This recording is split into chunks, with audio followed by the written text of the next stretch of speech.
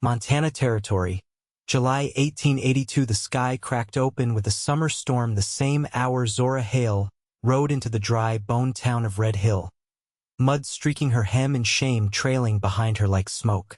She stepped down from the stagecoach with nothing to her name but a patched satchel, a bruised cheek, and the weight of all the names folks had called her from Missouri to hear. Used. Unwanted. She heard it whispered before the stage even slowed. The saloon keeper's wife clucked her tongue. A ranch hand leaned against the post office and spat near her boots.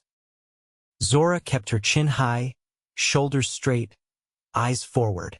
She had not come looking for kindness, only space, work, a place where her past might finally lose interest in chasing her. But Red Hill was smaller than she thought and meaner. By the time she reached the boarding house, the owner, a tight-lipped widow with a Bible tucked under one arm, looked her over once, then shook her head. No vacancies. Zorah opened her mouth, then closed it again. She knew better than to beg. She turned back onto the street just as thunder rolled again, rattling every window pane. Her dress clung to her legs. She walked anyway, out past the last storefronts, past a rusted windmill spinning hard in the wind. She followed the dirt trail east until her legs gave out. A cluster of cottonwoods stood not far off.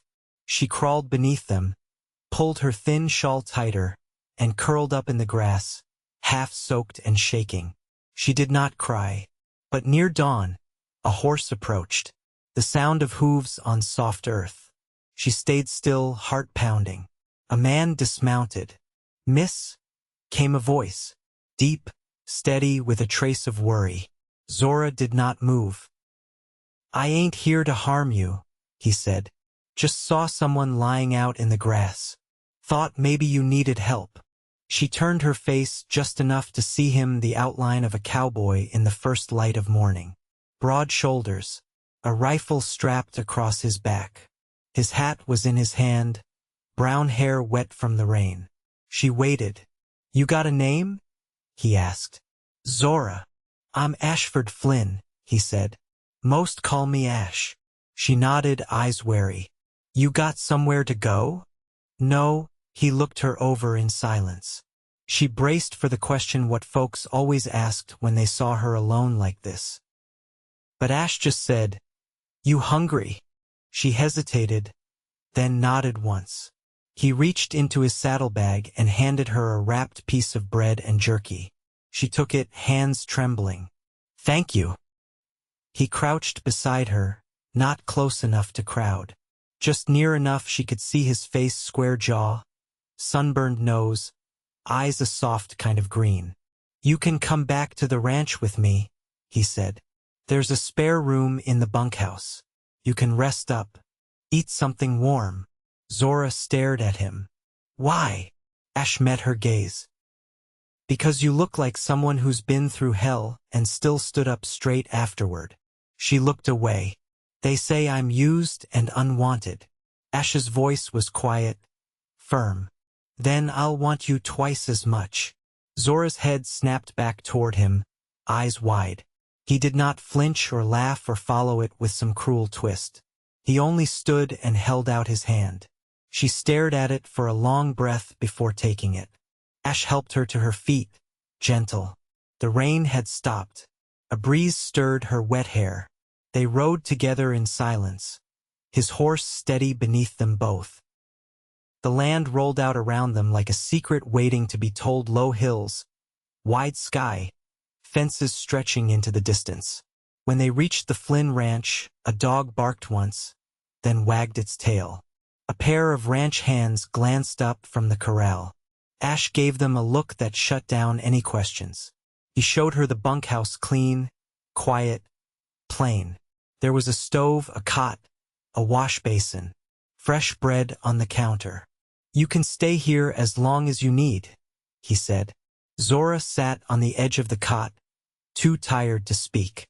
Ash started to leave, then paused. "If anyone gives you trouble in town, you let me know." She looked up at him. "Why are you being kind to me?" "Because you deserve it," he said. no matter what anyone else says. He left then, closing the door behind him with care. Zorah stared at the door for a long moment before finally letting herself lie down. For the first time in weeks, she slept without waking from a nightmare. The next morning, she washed her dress and helped the cook with breakfast. She did not speak much, but Ash watched her from the barn door, nodding once when she handed a plate to one of the men. Days passed. She cleaned stalls. She helped mend a fence. She kept to herself, but she worked hard. Ash saw it all. One afternoon, after a long day in the sun, she brought him a tin of coffee by the porch. He took it, their fingers brushing.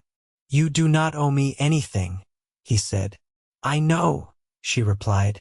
"I just wanted to." He looked at her then, really looked, not like a man inspecting, but like someone seeing her for the first time. "I meant what I said, Zorah." Her voice came quiet. "You do not even know what they said about me."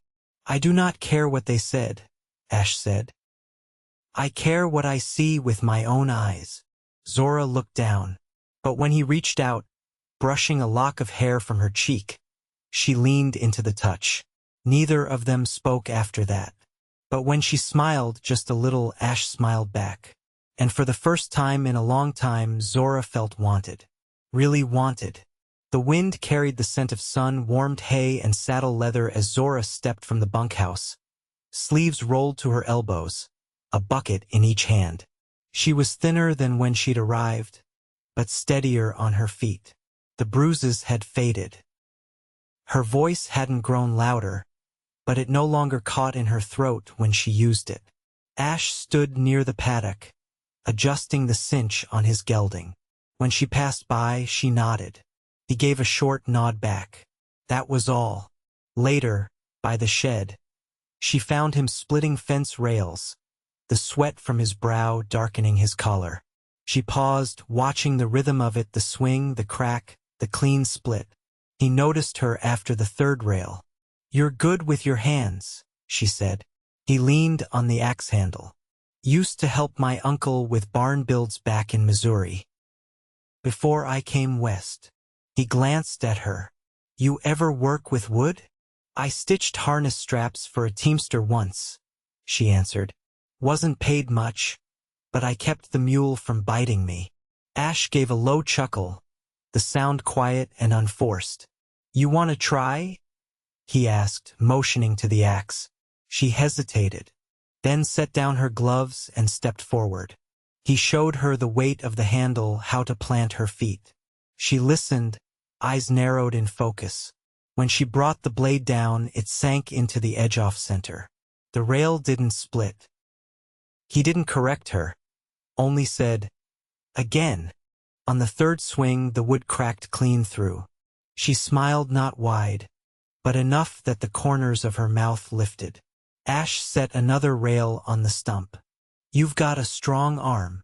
"I had to carry a lot," she said. Her tone didn't invite questions. He didn't ask. That night, clouds rolled low over the hills, heavy with the promise of a storm that never came. Zorah sat on the porch steps outside the bunkhouse, a tin cup of warm cider between her palms. Ash walked up from the barn, boots dusted, shirt damp at the collar. "You always sit out here?" he asked. "When it's quiet." He took a seat beside her without asking, his posture easy, knees bent, arms resting on them. "I used to think quiet meant loneliness," he said. "Now I think some folks earn their silence." She studied his profile, the way the porch light caught the curve of his cheekbone. "Why'd you leave Missouri?" she asked.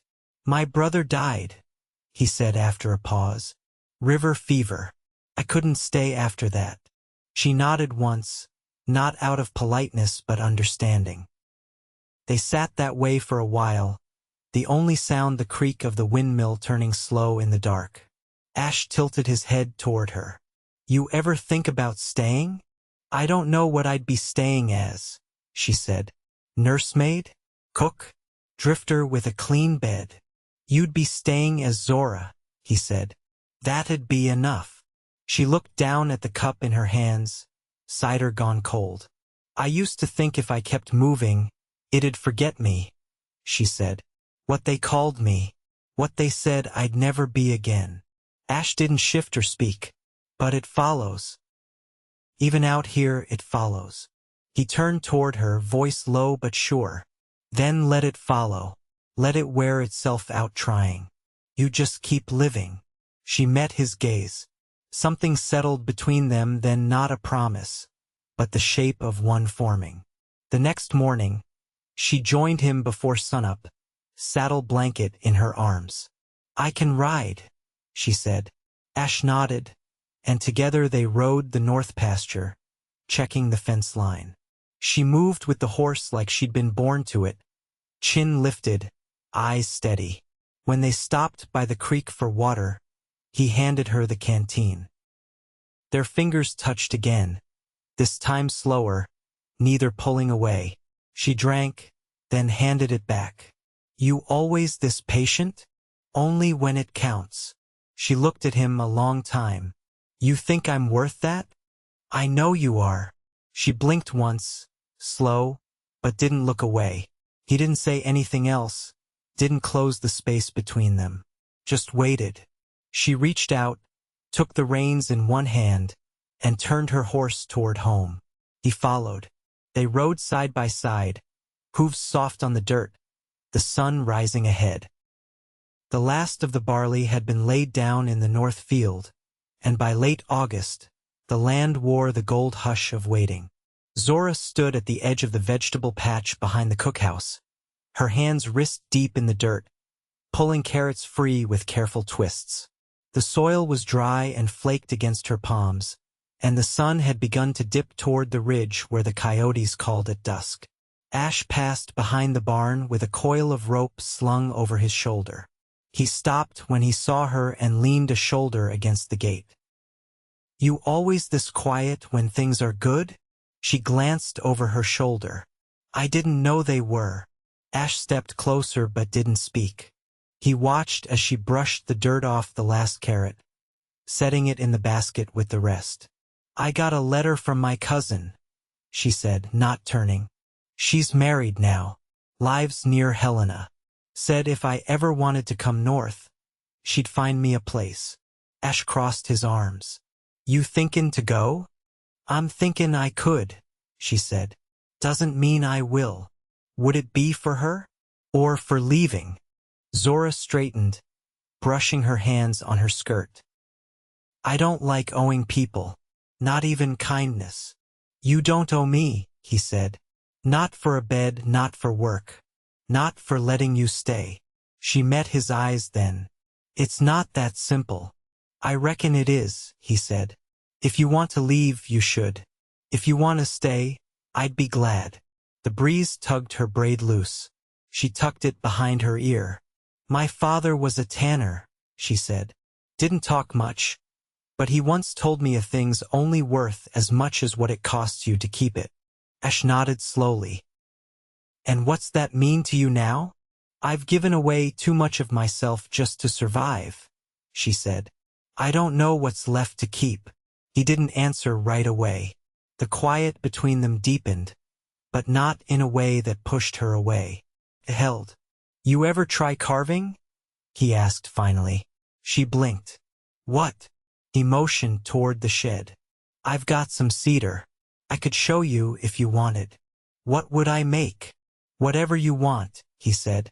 It ain't about the shape, just the making. That evening, she followed him to the shed, where the scent of sawdust lingered in the air. He handed her a short-bladed knife, worn smooth along the handle. She weighed it in her palm as he picked out a block of wood and passed it to her. Start with the grain, he said. Let the shape find you. For a long while, neither of them spoke. The knife made soft sounds as it passed through the cedar. She didn't try to make anything specific, just shaved away corners and edges until the wood began to feel like something she could understand. Ash worked beside her, whittling a small horse's head with deliberate strokes. When he looked up, her forehead was creased in concentration, a curl slipping down her cheek. "You're good at that," he said. "I don't know what it is yet," she replied. "Doesn't matter." They stayed like that until the lantern burned low. As she stood to leave, she held out the carving. It was rough, no clear form, just a hollowed curve and the start of something smooth along the edge. "I think it might be a bowl," she said. He took it in his hand, thumb brushing the inside. "It's steady. Looks like it'll hold." She met his eyes. "Maybe." The next morning, she didn't go to the cookhouse. Instead, she waited by the barn, leaning against the post where his saddle hung. When Ash stepped in, she handed him a folded scrap of paper. "What's this?" "A letter to my cousin," she said. "Told her I'm not coming." He unfolded the page, then looked up at her. "You sure?" Zorah nodded. "I want to stay where I'm wanted, not just tolerated."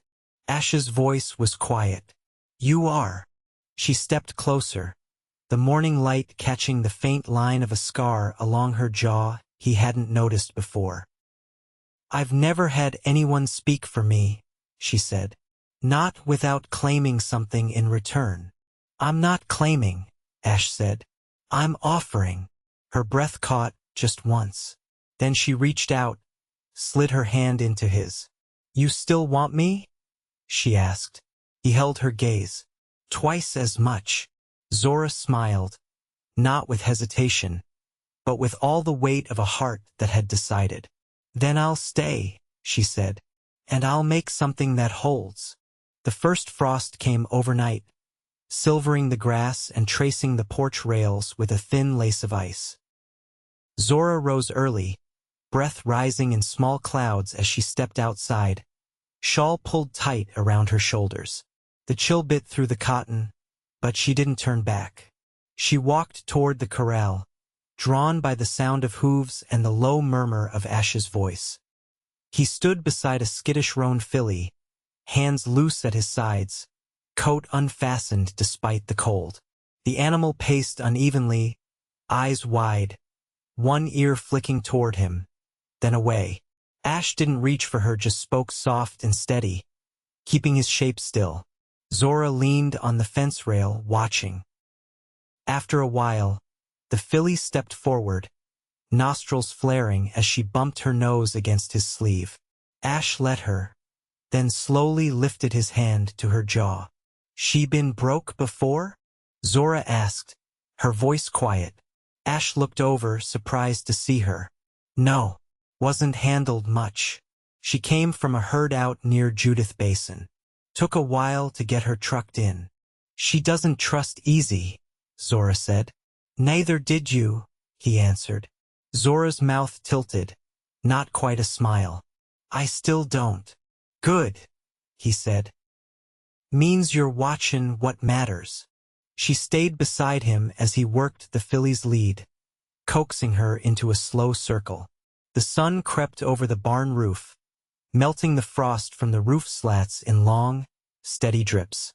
By noon, Zorah had taken up a curry brush and was working her way down the mare's flank. Ash didn't offer instruction. She didn't ask for it. Later, they sat on the low bench outside the barn, sharing a tin of cold potatoes and salt pork. Ash passed her a wedge of apple, the skin still clinging at one end. "I've been thinking about building a second coop," he said, chewing slow. "The hens are laying more than I expected." Zorah wiped her hands on her apron. "You've got cedar left from the fence. Enough for the frame, not for the roof." She studied the slope of the barn's overhang. "You could take from the lean-to. It's sagging anyway." Ash nodded. "That's a good eye. I notice things," she said, "even when I try not to." He turned toward her, elbows braced on his knees. "You ever think about staying on through spring? Not just the winter?" Zorah traced a knot in the bench plank with her thumb. "I don't like making plans." "I'm not a skin for plans," he said. "Just a thought toward the next season." She looked at him then, really looked at the sun-browned lines around his mouth, the faint scar above his brow, the way his hands rested easy, not reaching, not pushing. "I never thought I'd want to belong anywhere again," she said. "But I keep waking up here and not wanting to leave." Ash didn't move, but his voice was softer than she'd ever heard it. "I want you here, Zorah, not just because you help. I want you beside me." She didn't answer right away. She stood, brushed the dust from her skirt, and looked out over the field where the wheat stubble caught the light.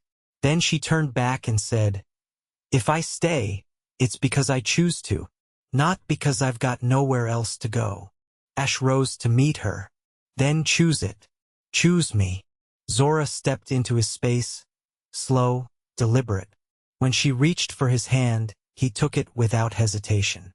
"I will," she said. "I do." Ash's thumb brushed the inside of her wrist, steady and warm. And together, they walked back toward the house, the frost long gone, the ground firm beneath their feet. The first snow held off longer than anyone expected. By the time it fell, soft and spare, Zorah had settled into the rhythm of the ranch like she'd never been anywhere else. The bunkhouse no longer felt borrowed. The cedar bowl she'd carved sat beside Ash's on the shelf above the hearth. She had stopped thinking about leaving. One morning near the end of November, she found Ash in the tack room, oiling a saddle. He didn't look up right away, just kept rubbing the cloth in slow, even circles. "I was down by the creek," she said, stepping inside. "Fence lines sagging east of the bluff. Looks like the corner post's giving." Ash set the cloth aside. "We'll ride out after breakfast. Shouldn't take more than 2 rails and a brace." She leaned against the doorframe, arms folded. "I'll pack the tools." He nodded, then glanced at her, expression unreadable. "You ever think about a life past just getting through the day?" Zorah's brow furrowed. "What do you mean?" "I mean a home that's yours. A roof you helped build. A name on a deed. Not just a cot in a bunkhouse." She stepped further in, fingers brushing the edge of the saddle he'd just finished. "I never figured I'd have the right to any of that." Ash stood. "You do. You always did. Just needed someone to say it plain." Zorah looked him in the eye. "Then say it." He stepped closer, the space between them folding like pages of a well-read book. "I want to build a house. Not big, just solid. 2 rooms, a stove, a place for a garden come spring. I want it to be ours." She took in a breath like she hadn't let herself hope that far forward. "You asking me to marry you? I'm telling you I'll wait until you're ready. But yes, I want you as my wife." Zorah didn't answer with words. She reached for his hand, held it tight, and nodded once. The wedding was small, quiet, held in the parlor of the ranch foreman's house with 2 neighbors as witnesses and a pie cooling on the windowsill. Zorah wore a dress the cook helped her hem, and Ash stood straighter than she'd ever seen him, eyes steady and warm. After the last handshakes and congratulatory claps on the back, they walked together to the plot of land west of the barn where the soil lay dark and unbroken. Ash knelt, pressed a stake into the earth, and tied a strip of red cloth to it. "Corner of the front porch," he said. "Sun'll hit it come morning." Zorah crouched beside him, fingers brushing the cold earth. "Let's build it slow. I want to remember every part." They did. Through the winter, they gathered lumber hauled from a mill upriver. Ash drew plans in the evenings, and Zorah stitched curtains from old flour sacks in between carving pegs for the coat rack. When the thaw came, he laid the foundation by hand, stone by stone, while she sorted nails and smoothed boards with a rasp until her palms turned rough. By midsummer, the house stood tall and straight, with a tin roof and a door they'd hung together. Inside, shelves held her bowls and his knives, and a narrow bed sat beneath a window that opened toward the east. They moved in on a Tuesday when the wind was still and the crickets loud. That night, Zorah sat on the porch step, her back against Ash's chest, his arms around her waist as they watched the stars come out. "You ever think this would happen?" he asked. "No," she whispered, "but I think I spent my whole life hoping for it, even when I didn't know I was." He kissed her temple, slow and sure. "You're not just safe now. You're home." Zorah closed her eyes, resting her head back against his shoulder. "It's not the same thing." "It is now," he said, "because you made it so." And she believed him. Through the seasons that followed, the house filled with the quiet sound of a life shared, boots on the floorboards, laughter in the morning, the hush of firelight between them each night. They planted potatoes and beans. She learned to make preserves. He built her a rocking chair from the last of the cedar. They loved each other in the way that didn't need words to prove it, only the way they reached for each other without thinking, the way they waited when the other needed time, the way their silences had stopped being empty and started meaning everything. When the winds turned cold again, Ash found her standing at the window, a shawl around her shoulders, one hand resting low on her stomach. She didn't speak, just looked at him with something full and bright in her eyes. He crossed the room, took her hand, and kissed her knuckles. "Ready?" he asked. She nodded. "More than I ever was." And together, they stood in the house they built, wrapped in the same quiet strength that had carried them from sorrow into something whole. Outside, snow began to fall again, soft as breath, quiet as love.